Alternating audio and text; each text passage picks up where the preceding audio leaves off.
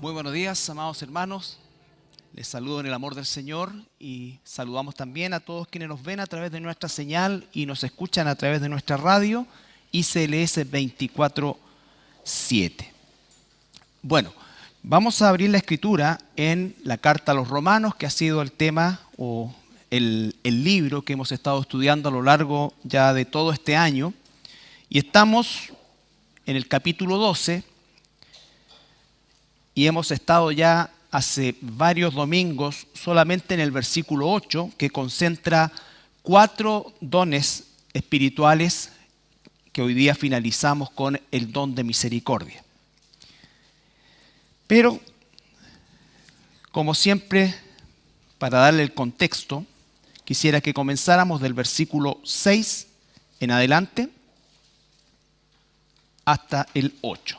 Romanos capítulo 12, versículos 6 al 8. De manera que teniendo diferentes dones, según la gracia que nos es dada, si el de profecía, úsese conforme a la medida de la fe, o si de servicio en servir, o el que enseña en la enseñanza, el que exhorta en la exhortación, el que reparte con liberalidad, el que preside con solicitud, el que hace misericordia con alegría. Padre, esta mañana venimos delante de tu presencia agradecidos por la libertad de poder estar reunidos, escudriñando cada uno de nosotros su propia Biblia, Señor. Y te pedimos en esta mañana, Señor, que tú nos enseñes a partir de este don, el último de esta serie, Señor, pero que sin duda alguna debe ser, Padre, un sello también de nosotros como tus hijos. Gracias, amado Señor, en el nombre de Jesús. Amén. Bueno, el don de misericordia que vamos a revisar hoy es el séptimo, como dije, de estos 7 dones de este listado de la carta de Romanos. Encontramos otro listado en Corintios y encontramos otro listado más pequeñito en la carta a los Efesios. Sin embargo, quiero recordarles que estos dones son realmente de una importancia radical dentro del crecimiento, el funcionamiento de una iglesia. Son dones que tienen que ver principalmente con nuestras relaciones interpersonales como hermanos. Proclamar la verdad, ¿no es cierto? Servirnos, enseñar, exhortarnos, repartir o dar, presidir o liderar. Y el día de hoy, el que hace misericordia con alegría. Es muy importante esto, hermanos, porque son los dones que yo sé que muchos de nosotros tenemos y que seguramente por diríamos nosotros, un foco equivocado o demasiado centrado en lo que habitualmente se usa o se conoce como dones espirituales, ¿no es cierto? Y los milagros y esto, que ciertamente de alguna manera hay hermanos que piensan que no tienen dones y eso no es así, todos los tienen. Y hemos podido ver, y si nosotros en el ejercicio del servicio, porque eso es imprescindible para descubrir el don, en el ejercicio del servicio vamos dándonos cuenta de que efectivamente Dios va marcando una pauta en nosotros. Una pauta en nosotros. Y eso, hermanos, es fundamental, porque estos son los dones que sostienen una iglesia. Los milagros, que Dios los sigue haciendo, por supuesto, no sostienen una iglesia. No sostuvieron ni siquiera el ministerio de Jesús. Porque finalmente aquellos que fueron sanados incluso le rechazaron después. Lo que sostiene esto es justamente el hecho de poder darnos el concepto del servicio, de la exhortación, de la enseñanza dentro del vínculo como hermanos.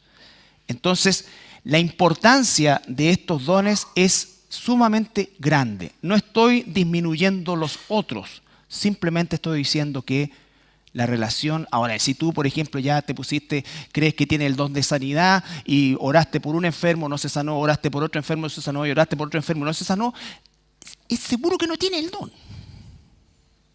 ¿Ya? No siga insistiendo. ¿Ya? Si tuviste una visión y le dijiste a un hermano que tal cosa y resulta que no era así, le dijiste a otro que no era así y al final 3 o 4, tampoco. ¿Me entiende? O sea, todo esto está, diría yo, concentrado en la iglesia, ¿no es cierto? Nosotros oramos por sanidad y ahora el Señor responde al clamor en su voluntad de la iglesia. Pero, estos dones son fundamentales porque son los del día a día, los del diario vivir, de las relaciones interpersonales, del interesarnos por la realidad de los hermanos, del tener paciencia, del expresarnos el amor con paciencia, con misericordia, con benignidad, con exhortación. Por eso es que hago esta introducción, porque hoy finalizamos este listado y nos enfocamos en el versículo 8, cuando dice, el que hace misericordia con alegría. Fíjense que en un solo versículo hemos podido ver 4 dones. Romanos 12:8, el que hace misericordia con alegría. Ahora, al igual que el resto de los dones que hemos descrito acá, no son de exclusivo uso o pertenencia a ciertos hermanos. No, ciertamente lo es así. Pero estos son rasgos del carácter cristiano, ¿no es cierto?, en cada uno de nosotros. Todos nosotros debemos proclamar la palabra de Dios. Todos nosotros debemos exhortarnos. Todos nosotros debemos tener misericordia el uno con otro. Todos nosotros debemos servirnos el uno con otro. Pero cuando se habla del don, se está hablando, diríamos nosotros, de un volumen mayor, de algo que resulta mucho más evidente. Por eso es que tratamos de visualizar esto a partir también de ejemplos de personajes como Bernabé, como Tabita, como otros, ¿no es cierto?, que en definitiva practicaron esto y fue tan notorio que quedó registrado en la propia Escritura. Pero todos nosotros debiéramos, ¿no es cierto?, cultivar esto que no viene siendo otra cosa que el fruto del Espíritu, específicamente y mayoritariamente lo que vamos a ver hoy, que es la misericordia, ¿no es cierto? Entonces, todos nosotros debemos tenerlo y todos nosotros tenemos un llamado a eso. Mateo capítulo 5, versículo 7.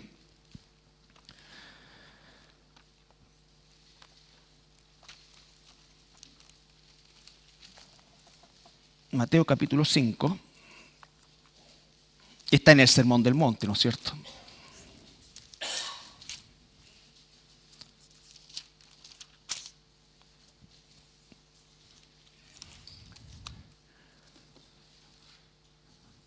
Mateo capítulo 5, 7, el famoso sermón de la montaña. Bienaventurados los misericordiosos, porque ellos alcanzarán misericordia. Ahí no está haciendo alusión al don, está haciendo alusión al rasgo, al carácter, al sello que los cristianos debemos tener. Bienaventurados los misericordiosos. No dice bienaventurado el que tiene el don de misericordia, sino que bienaventurados los misericordiosos porque ellos alcanzarán misericordia. Tenemos también en Santiago capítulo 3, versículo 17. Santiago 3, 17.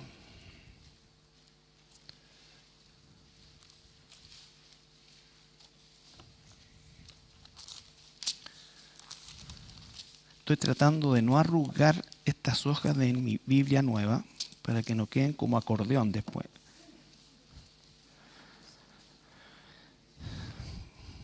Porque obviamente yo no iba a ser pianista.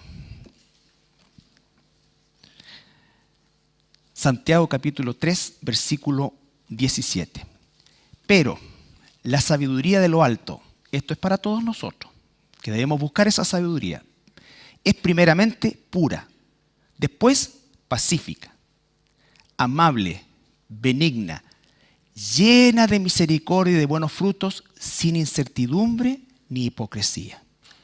Repito, pero la sabiduría que es de lo alto, todos nosotros necesitamos sabiduría de lo alto, todos nosotros, es primeramente pura, después pacífica, amable, benigna, llena de misericordia. Ahí no está haciendo alusión al don tampoco, está hablándonos a nosotros, como algo que debe provenir de el fruto del Espíritu. El desarrollo de la vida espiritual se traduce en frutos. Se traduce en un fruto, que es la palabra en singular en realidad, que se abre en todas estas áreas, llena de misericordia y de buenos frutos, sin incertidumbre ni hipocresía. Incertidumbre, hipocresía, no deben existir, por supuesto. Entonces, hacemos este alcance, ¿no es cierto? Porque la tendencia puede ser que nosotros pensemos que el don o el ejercicio de alguno de estos dones es exclusivo de quien los posee. No, eso no es así. Todos debemos buscar cada uno de estos dones como un rasgo de nuestra vida. En el ejercicio del servicio, seguramente y con toda certeza, Dios irá marcando de una forma más concreta algunos de ellos que nosotros ya empezamos como a distinguir. Entonces, volvemos a Romanos 12. Y una definición de misericordia, que como le digo, son palabras que encierran tanto que es muy difícil expresar en una frase o en un pequeño segmento todo lo que significa. Pero básicamente el concepto de misericordia nosotros lo podríamos graficar como algo que en definitiva tiene un hijo de Dios, vamos a significarlo ahí porque también hay gente no cristiana que puede practicar misericordia, pero el hijo de Dios es aquel que demuestra empatía por quien sufre cualquier afección. Y además de empatizar, y uso la palabra empatizar porque no es simpatizar, porque la misericordia en el caso nuestro como hijos de Dios no hace diferencia entre si la persona me cae bien, mal, o si se lo merece o no se lo merece. Ahí viene lo sobrenatural. Porque normalmente en el mundo el tema misericordia se asocia con lástima o pena. ¿No es cierto? Pero en el caso de la iglesia, del Hijo de Dios, no es así.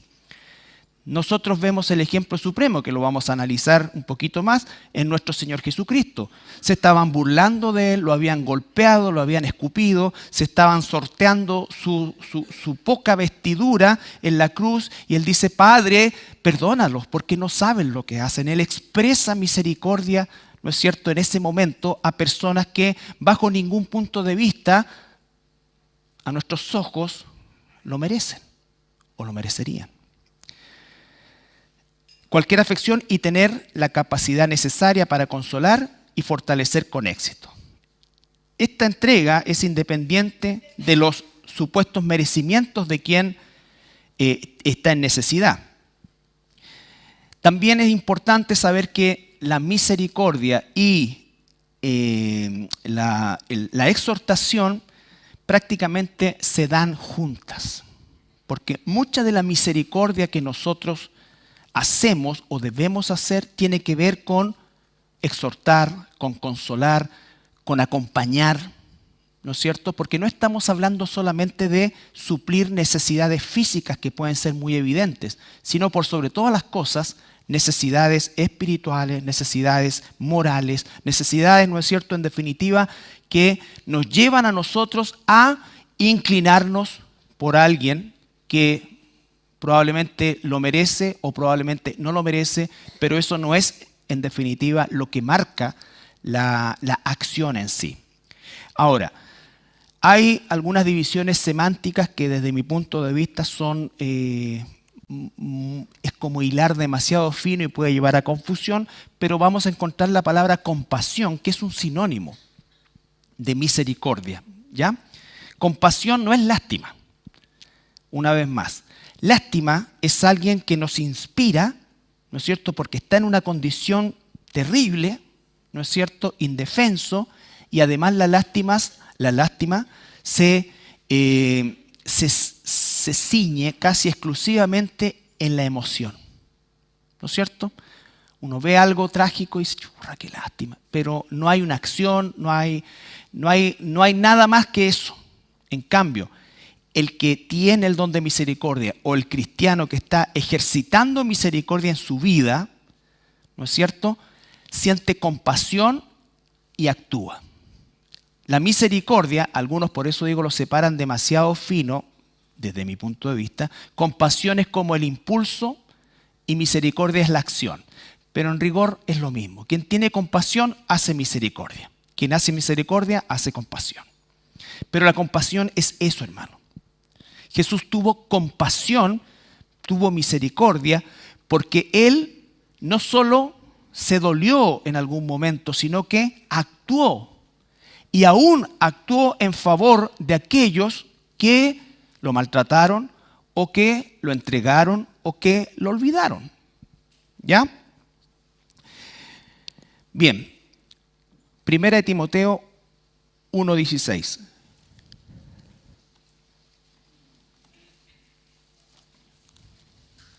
Primera de Timoteo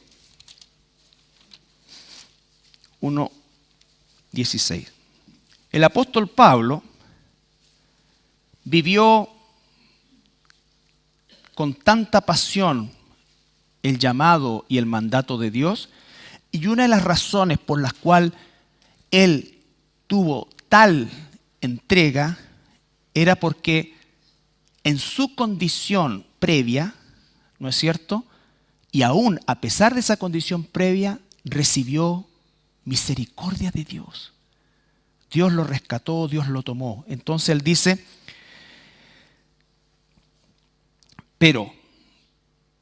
el 15, palabra fiel y digna de ser recibida por todos, que Cristo Jesús vino al mundo para salvar a los pecadores, de los cuales yo soy el primero. Él no estaba diciendo eso para parecer humilde, sino porque realmente lo sentía, lo vivía y lo tenía presente. Su pasado era un pasado terrible, perseguidor de la iglesia, que es una forma elegante de escribirlo, ¿no es cierto? Él era alguien que cazaba a los cristianos. Pero por esto fui recibido a misericordia. ¿Cuál es el contexto? Yo me considero el primero de los pecadores. Y por eso dice, por esto, por esa condición, fui recibido a misericordia para que Jesucristo mostrase en mí primero toda, otra palabra, su clemencia. O sea, ¿quién más que yo, dice el apóstol Pablo, en mi condición previa, puedo dar fe, dar testimonio y mostrar con una vida de gratitud que responde a eso por causa de la inmensa, inconmensurable clemencia que Jesús tuvo conmigo?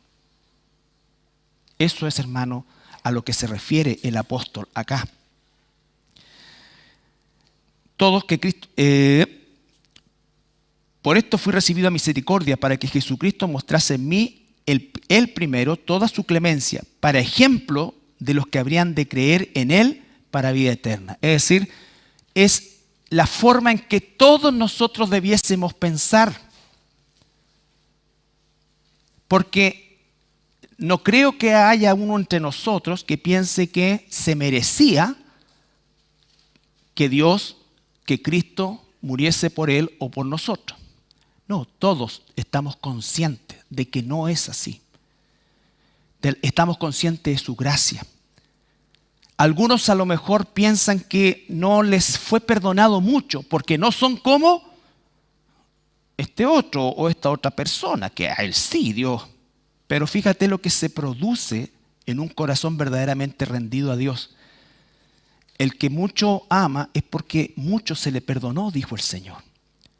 Ahora, la trampa es creer, bueno, en realidad a mí no se me ha perdonado tanto. Hay gente que piensa así. Hay gente que piensa que en realidad Dios no tiene mucho que hacer con él o con ella porque le faltan un par de detallitos nomás.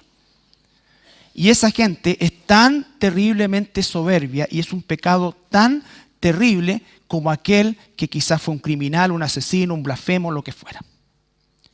Porque es un crimen desde el punto de vista espiritual, ¿no es cierto? Pensar que estoy varios escalones más arriba que el común de las personas y por lo tanto Dios casi no tiene que trabajar conmigo. Casi no tiene que hacer conmigo. Porque realmente yo soy una persona honesta, buena familia, todo, no soy mentiroso, no esto, no. Entonces, tener cuidado con eso, porque eso muchas veces, hermanos, es más difícil para el Espíritu Santo trabajar en ese tipo de personas, hermanos o hermanas, que con aquellos que a lo mejor vienen de una condición más terrible, humanamente hablando, en lo horizontal. Pero recuerde que nuestra medida no es así, es así. Así. Y cuando es así, en forma plana, todos estamos en la misma condición. En la misma condición. Ciertamente, aquellos que han pecado de una forma deliberada, ¿no es cierto?, y terrible para el mundo, pagan consecuencias de eso en sus vidas, ¿no es cierto? Consecuencias de eso en sus vidas. Y por lo tanto, si alguien efectivamente tiene claridad respecto a lo que Dios hizo conmigo, contigo, entonces su respuesta va a ser verdaderamente una respuesta de gratitud a Dios. ¿Cuál fue la respuesta de Pablo inmediata? ¿Qué quieres que yo haga? Antes de decir, Señor, pucha, yo te pongo delante. No, Señor, ¿qué quieres que yo haga? Dime, ¿qué quieres que yo haga? ¿Quieres que...? Dime. Entonces, eso es, hermanos, cuando entendemos la misericordia de Dios con nosotros y entendemos también que la misericordia que nosotros ahora debiéramos practicar unos con otros.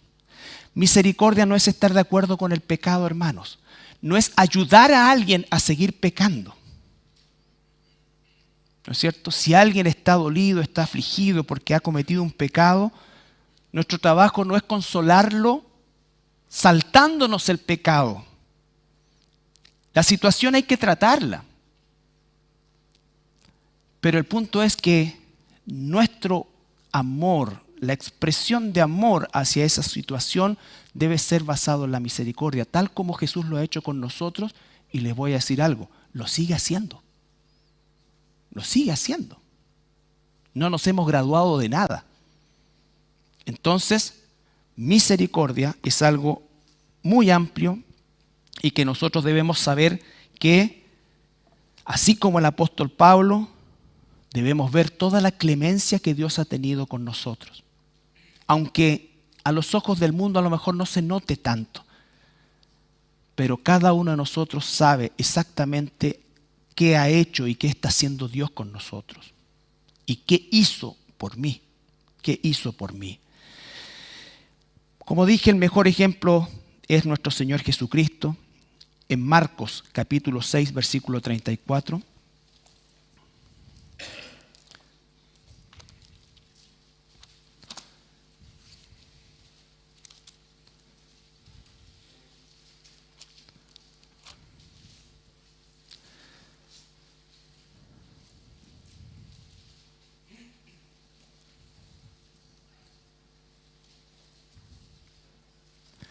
En una de las tantas escenas de Jesús, ¿no es cierto?,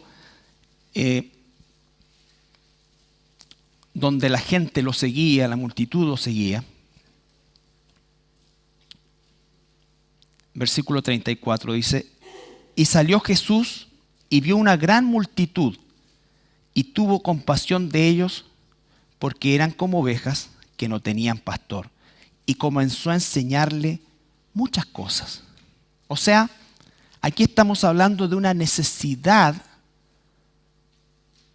espiritual gigantesca. Jesús vio eso.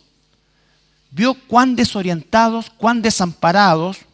Recuerden que estamos hablando que los líderes religiosos practicaban su religión en un círculo muy cerrado y prácticamente la gente común, ¿no es cierto?, no tenía acceso a eso. Por lo tanto, Jesús comienza a enseñarles. Ahí Él tiene compasión, ejerce misericordia. ¿Por qué?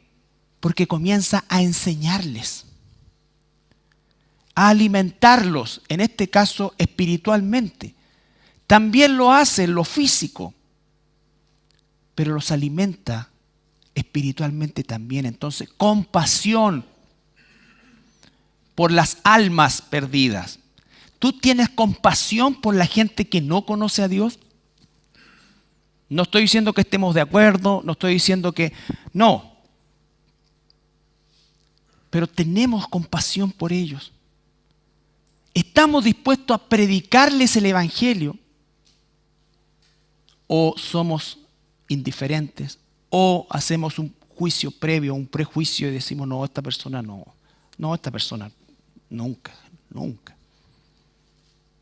No estoy diciendo que nosotros tratemos de salvar a la persona, porque eso lo hace Dios.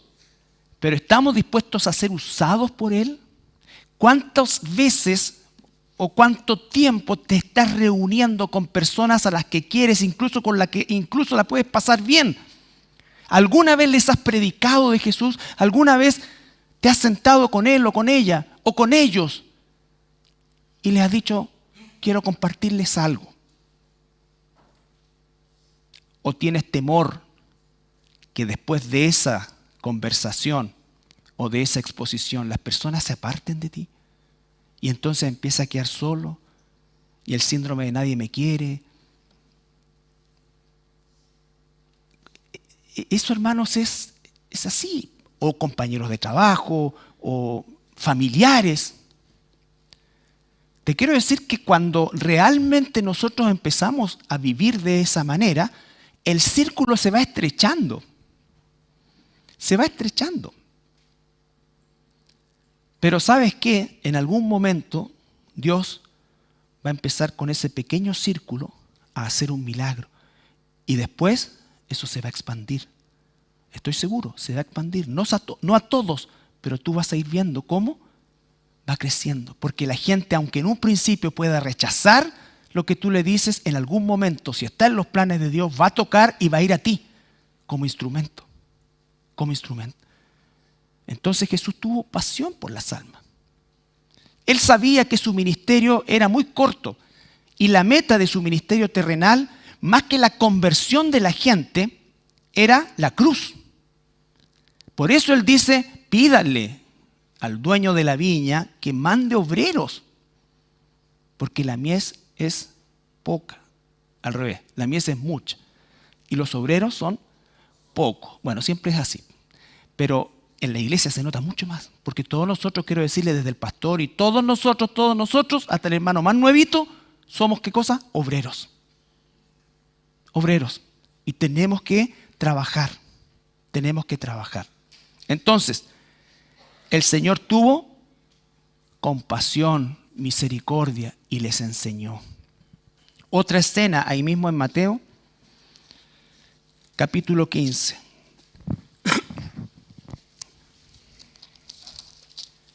Dije Marcos. Perdón, Mateo. Muchas gracias, hermano. Mateo Radio Pinamar. Con una voz. Esa voz debería haber tenido yo. Mateo 15, 29 al 33.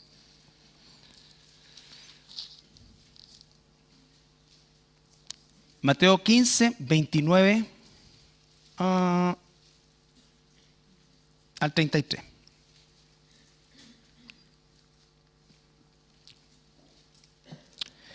Pasó Jesús de allí y vino junto al mar de Galilea, y subiendo al monte se sentó allí.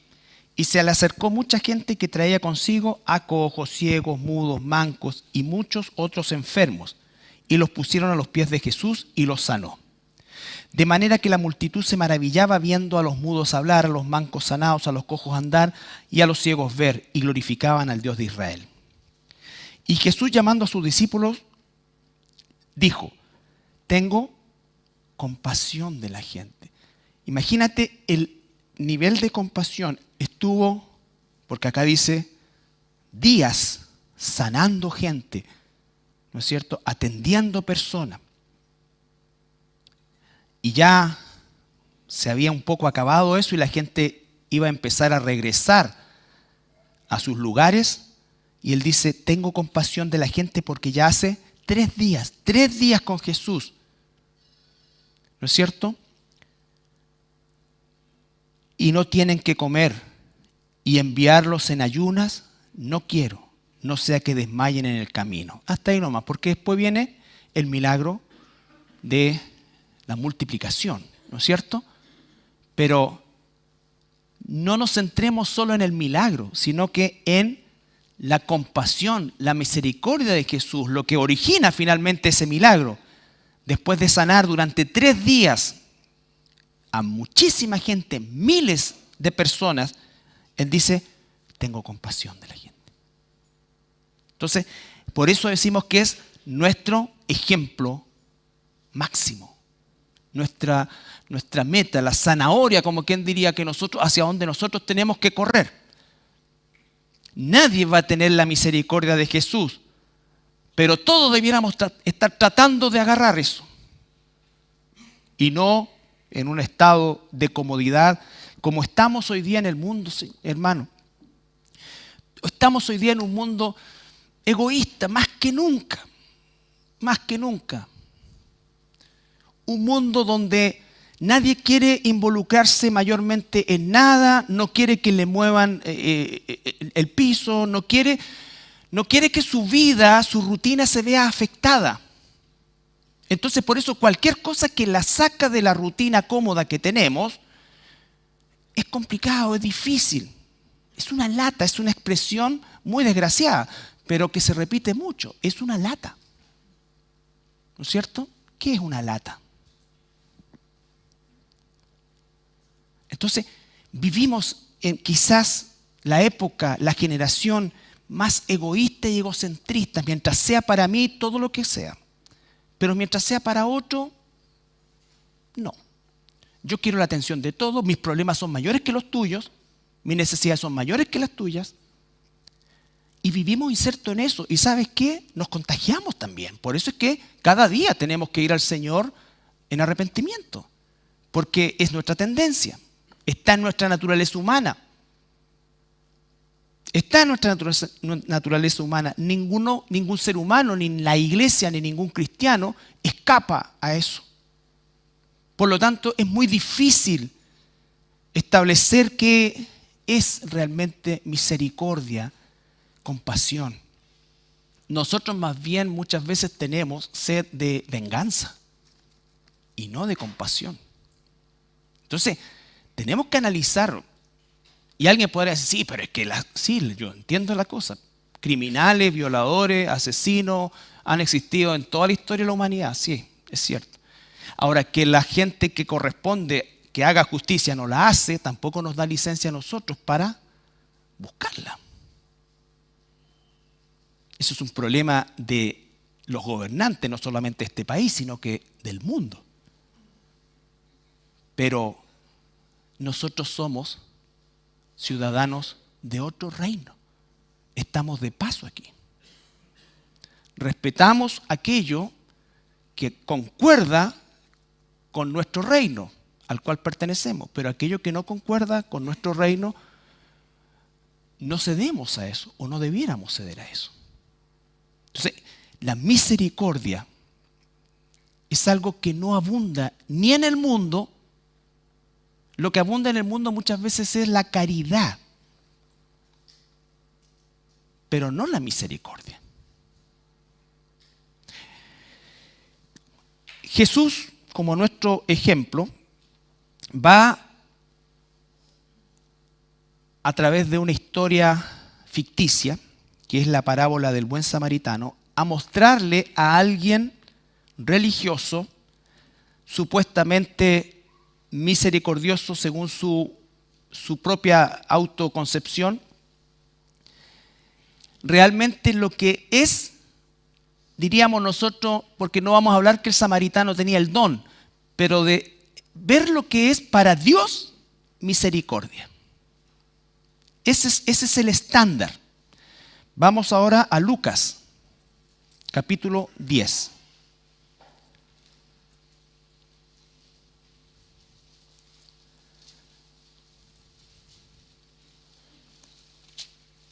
versículos 25 al 37.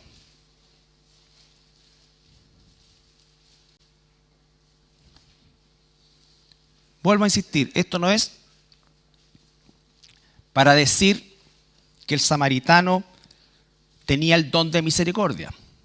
Si se convirtió, a lo mejor sí, pero esto es el concepto. Si alguien quiere que Dios le defina la misericordia o definamos la misericordia bíblica, este es un muy buen ejemplo. Lucas 10:25. He aquí un intérprete de la ley se levantó y dijo para probarle. Ya comenzamos, ¿no es cierto?, con una forma dura de hacer esta pregunta. Maestro, sobándole el lomo, maestro, ¿haciendo qué cosa heredaré la vida eterna? ¿Qué esperaba este hombre? Que Jesús le dijera, viejo, tú no, nada. Estás pero 10 puntos. Eso es lo que espera. Y además de eso, en la mente de él, como el de la mayoría de las personas de este mundo, es que hay que hacer algo para ser salvo. Que hay que hacer algo para alcanzar salvación. ¿No es cierto? Pero él, la pregunta, para probarlo, porque ellos se consideraban justos, ¿haciendo qué cosa heredaré la vida eterna? Él le dijo, ¿qué está escrito en la ley? Jesús, sabiduría absoluta. No le dijo, mira, yo creo, no. ¿Qué dice la palabra? ¿Qué crees? ¿Cómo lees? Perdón. Aquel respondiendo dijo, amarás al Señor tu Dios con todo tu corazón y con toda tu alma y con todas tus fuerzas y con toda tu mente y a tu prójimo como a ti mismo. Ahí se cita, ¿no es cierto?, la primera parte de los 10 mandamientos y la segunda de Deuteronomio. ¿Ya? Así que cuando Jesús dijo amar al prójimo no estaba inventando algo, estaba él poniendo en su lugar algo que ya estaba dicho. Entonces fíjate lo que lee este hombre. Amarás al Señor tu Dios con todo tu corazón y con toda tu alma y con todas tus fuerzas y con toda tu mente, todo tu ser. Y a tu prójimo como a ti mismo. Y le dijo, bien has respondido, haz esto y vivirás. Está preguntando la vida eterna, no está hablando de la vida física. Pero él, queriendo, ¿qué cosa? Justificarse, darse esos baños de pureza que nos damos a veces. Yo no soy como este, yo no soy mentiroso como este, yo soy toda honestidad, me dicen el honesto de San Joaquín. ¿Cierto? Lo cual no justifica a los deshonestos. Esto no es para subirse por el chorro y decir, yo soy deshonesto y qué tanto si el Señor me ama igual. No. ¿Ya? Pero aquí el foco es aquellos que se pueden caer en la tentación de darse esos baños de pureza. Entonces, pero él queriendo justificarse a sí mismo dijo a Jesús, ¿y quién es mi prójimo? Y esto es muy importante y aquí hay un aspecto cultural porque el concepto de prójimo se había torcido específicamente y especialmente durante esos famosos 400 años de silencio en que surge principalmente el fariseísmo y los saduceos y torcieron el concepto de prójimo que siempre ha sido en la Biblia, que significa el que está a mi lado o el que tengo cerca. Y ellos habían, ¿no es cierto?, torcido eso y lo habían dejado exclusivamente para primeramente un judío, ¿no es cierto?, y segundo, alguien que lo mereciera. O peor aún, alguien de quien pudiéramos obtener un provecho. Ese es el concepto que ellos tenían de prójimo, que no es el concepto bíblico. En Deuteronomio claramente se expresa el que tengo al lado, el que tengo cerca. Eso es prójimo. Próximo. Entonces, aquí viene la historia y Jesús va a contar una historia ficticia donde va a llevar al límite a este hombre. Lo va a llevar al límite para que entienda lo que es el concepto de misericordia. Respondiendo Jesús dijo, un hombre descendía de Jerusalén a Jericó. Entre paréntesis, el camino de Jerusalén a Jericó es un camino muy sinuoso, ¿no es cierto? Y hay muchos lugares donde se ocultaban los ladrones. Por lo tanto, es una escena también conocida, como quien dice, no sé, pues yo crucé de noche este lugar que está oscuro y se esconde gente. O sea, era característico y se conocía. Por lo tanto, Jesús está usando elementos que él perfectamente iba a entender. Un hombre descendía de Jerusalén a Jericó y cayó en manos de ladrones, los cuales le despojaron e hiriéndole se fueron dejándole medio muerto. Parece una noticia de ahora, pero bueno. Sí. Aconteció que descendió un sacerdote, ¿no es cierto? Un religioso, por aquel camino y viéndole pasó de largo. No que todos los sacerdotes fueran así, la mayoría, pero no ese es el punto. El punto es la actitud de alguien que supuestamente por su ocupación, rango u ocupación, debería haber hecho algo distinto, ¿no es cierto? Ya pongámosle un pastor para que todos estén felices. Un hombre descendía de Jerusalén a Jericó y cayó en manos de ladrones. Aconteció que descendió un sacerdote por aquel camino y, ojo, viéndole. O sea, era algo totalmente notorio. El tipo estaba medio muerto en el suelo. Pasó de largo. Pasó de largo. Asimismo, un levita llegando cerca de aquel lugar y viéndole, pasó de largo. O sea, el sacerdote pasó como bien cerquita de él y pasó de largo, pero el otro, se corrió. Pero un samaritano, aquí ya, porque ya lo había ofendido hasta cierto punto con algunos como de él, un levita, un sacerdote, ¿no es cierto?, un escriba. Pero un samaritano que iba de camino vino cerca de él y viéndole fue movido a misericordia. Fue movido a misericordia. El samaritano no preguntó si el tipo que estaba en el suelo era judío, era griego, qué es lo que era. Él vio la situación. La misericordia mueve la situación, nos mueve la situación en que se encuentra una persona. Una persona, en este caso, evidente, ¿no es cierto?, golpeada, sangrando, probablemente semidesnudo, porque las pertenencias no eran muchas las que la gente llevaba, pero una de las cosas que normalmente se robaban eran capas o vestiduras. Y entonces, dice el samaritano, fue movido a misericordia. Y aquí viene la acción. No dijo, churra, qué mala onda, compadre. Voy a llamar al 133. Y acercándose, vendó sus heridas, echándole aceite y vino, que era la forma de desinfectar, desinfectar y aliviar. El aceite aliviaba y el vino desinfectaba. Eso por algunos que todavía son bien ciúticos dicen que no, que el vino de la Biblia no era con alcohol. Sí, sí era con alcohol, lo usaban incluso para desinfectar. Y hasta ahí uno podría haber dicho, realmente a lo mejor lo pescó y ya, aquí compadre, ya va a pasar alguien que lo ayude y lo lleve, ¿no es cierto? Ya era suficiente versus lo que habían hecho los otros dos, ¿no es cierto? Pero va más allá. Por eso es que digo que este es el ejemplo extremo de lo que le está demostrando Jesús, la actitud de misericordia.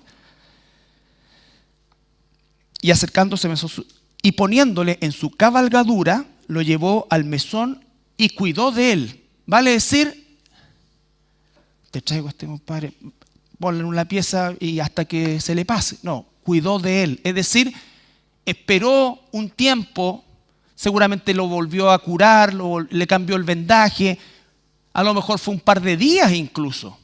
Porque la golpiza que le dieron no fue menor. Fíjense. Y cuidó de él. Otro día, al partir, sacó 2 denarios y los dio al mesonero y le dijo, cuídamelo. Él tenía que seguir su camino, pero dijo, cuídamelo. Y todo lo que gaste de más, yo te lo pagaré cuando regrese. Imagínense el extremo. Seguramente a esa altura el samaritano ya sabía que era un judío, y ustedes saben que entre samaritanos y judíos, ¿no es cierto?, culturalmente se tenían no mala, odio. ¿Ya? Entonces, vemos aquí el ejemplo del samaritano. Jesús está contándole esta historia ficticia porque es una parábola, a un hombre que pensaba que estaba bien con Dios y pensaba en definitiva que había hecho todo, y lo que estaba esperando era un ok de Jesús, ¿no es cierto?, para salir justificado e hinchar su orgulloso pecho frente a aquellos que no eran como él. Pero Jesús le cuenta esta historia. Y fíjate, le pregunta ahora al samaritano: ¿quién pues de estos tres te parece que fue el prójimo del que cayó en manos de los ladrones? ¿Quién te parece? Es obvio, ¿no es cierto? Es realmente obvio. Pero mira la respuesta. Él dijo: el que usó de misericordia con él. No se atrevió a decir el samaritano. Todo el rato Jesús repite: samaritano, samaritano, samaritano. Y este otro, su orgullo, porque asintió el golpe, asintió la lección, pero su orgullo no le permitía dar crédito a alguien que él aborrecía por el solo hecho de ser samaritano. Y dice: el que usó de misericordia con él. Jesús no lo reprende ni siquiera por eso, porque él conoce su corazón. Le dice, entonces Jesús le dijo: ves y haz tú lo mismo. Toda la enseñanza de eso, haz tú lo mismo. Tú piensas que un prójimo es alguien que tú quieres, alguien que en primer lugar es judío, alguien que se lo merece, peor aún, alguien del cual puedes en algún momento determinado pedir que te devuelva el favor. Eso es lo que tú tienes en tu mente como prójimo. Pero yo quiero decirte que la enseñanza es esta. Y la misericordia es esto. La misericordia, mi misericordia, está diciendo Jesús, es esto. Nosotros estábamos moralmente en el suelo, golpeados, aunque creyéramos que no, espiritualmente muertos, ni siquiera estábamos heridos, muertos. Y Jesús no fue indiferente a nosotros. Él no pasó de largo, Él vino, ¿no es cierto? Y dio, se dio. Hermanos, eso es el ejemplo supremo, y hacia dónde debiéramos nuestros corazones inclinarnos. Si no tengo el don de misericordia, tengo que pedir ser misericordiosos, porque mi Padre es misericordioso conmigo, no solamente en la salvación, sino que es misericordioso conmigo cada día, cada segundo, cada instante. Porque cada uno de nosotros, no sé tú, pero cada uno de nosotros, y yo me incluyo en primer lugar, somos una máquina de pecar, mentalmente como sea. Nosotros tenemos que luchar contra eso. Tenemos que luchar contra lo que pensamos de la gente, contra nuestra propia miseria humana. Por eso es que la gente se vuelca ¿a qué cosas? ¿A qué cosas? A aquello que toca sus fibras. Ahí se manipula la gente. Y por favor, quiero que lo entiendan bien, ¿no es cierto? Personas que están enfermas, que están en una situación terrible. Claro, eso mueve tu fibra. Pero ¿qué pasa con aquel que tiene problemas de alcohol, de droga? Que es insistente en ciertas cosas, que tiene problemas terribles en otras áreas. ¿Qué vamos a hacer? ¿Vamos a pasar por el lado? ¿Vamos a justificar lo que están haciendo? No. Pero ¿quién va a extenderse a eso? Todos en noviembre, ¿no es cierto?, en la Teletón, de alguna manera, y pasan historias para... que es lo que no me gusta a mí, pero bueno, consiguen su objetivo, porque su objetivo es la plata, para seguir funcionando. Pero, ¿cómo lo hacen? No son movidos a misericordia, son movidos a lástima. Y nosotros no debemos tener el mismo parámetro. Y por favor, no estoy diciendo que no cooperemos. No. Yo mismo soy kinesiólogo y participo activamente en la rehabilitación de ese tipo. Pero no ese es el punto. El punto es que, ¿qué tiene que ocurrir para que se active la misericordia en nosotros? Hermanos, estamos en el hoyo, ya, no sé, por cualquier cosa. Ya estamos en lo profundo, necesitamos recursos para salir adelante y esto y va. Por eso la gente responde tanto a la manipulación. Desgraciadamente. O tenemos que ver algo terrible para responder. No estoy diciendo que no lo hagamos en situaciones puntuales, pero como una actitud de vida. Lo estoy diciendo por mí en primer lugar, hermano. No crean que yo soy el misericordioso de San Joaquín, no. Tengo que trabajar mucho en eso. Mucho. Porque mi tendencia, a no ser que tú seas sobrino del arcángel Gabriel, es a buscar venganza, ¿no es cierto? Y favorecer a quienes me favorecen. Pero el Señor nos va enseñando, nos va puliendo, va haciendo con nosotros su obra. Entonces, por eso es que la misericordia, hermanos, más que hablar del don en sí, que existe y por supuesto, y bendito sea el Señor que en nuestra iglesia existe, y quizás el hermano o la hermana que lo tiene ni siquiera sabe que lo tiene, y debe descubrirlo porque tiene que perfeccionarlo, porque es para la edificación de la iglesia. Y el que anda lejos de tenerlo, tiene que hacer como yo y pedir a Dios una y otra vez, que aumente su misericordia en mí, que me muestre eso. ¿Ya? 2 de Timoteo 2, para terminar, 1 al 6.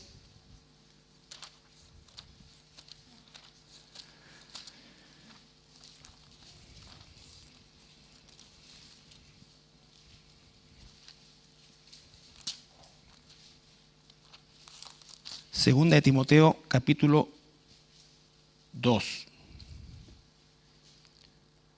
versículo 1 al 5. Hemos recorrido en estas últimas semanas, varias semanas ya, 7 dones, que ya dije al principio la importancia que tienen. Ahora, al finalizar este ciclo, porque vamos a pasar a un tema no distinto, pero que ya no tiene que ver directamente con los dones, en Romanos 12, nosotros debemos, y espero en el Señor que a lo largo de este tiempo hayamos hecho algún examen interior en nuestro servicio, si tenemos alguno de estos dones. Y si no, desarrollarlos como fruto del Espíritu. Pero aquí Pablo le está diciendo a Timoteo, como nos lo dice a nosotros en el don que nos ha dado, tú pues, hijo mío, ¿qué dice ahí? Esfuérzate. O sea, esto no es magia. Esto no viene por osmosis, no viene por un proceso pasivo, es un proceso activo. Y hay que esforzarse en la gracia, porque al igual que el apóstol Pablo, todo lo que he hecho, dice el apóstol Pablo, no lo he hecho yo, lo ha hecho la gracia en mí, pero yo me esfuerzo. ¿Ya? Tú pues, hijo mío, esfuérzate en la gracia que es en Cristo Jesús. Lo que has oído de mí ante muchos testigos, esto encarga a hombres fieles que sean idóneos para enseñar también a otros. Tú pues, sufre penalidades como buen soldado de Jesucristo. Hermanos, ejercer los dones espirituales, desarrollar el carácter de Cristo, nos va a traer muchas veces algún grado de sufrimiento.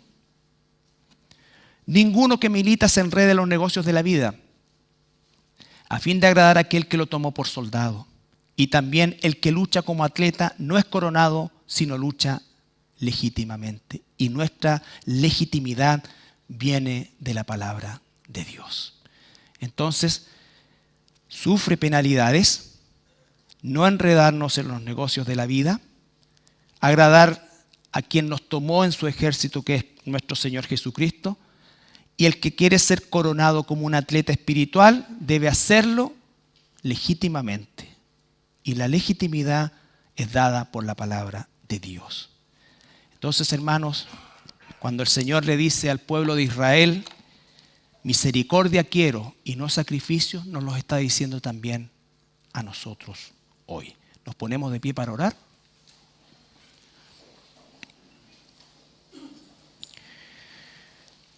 Padre, te damos gracias en esta hora por tu palabra. Y Señor, reconocemos que nos falta mucho, Señor.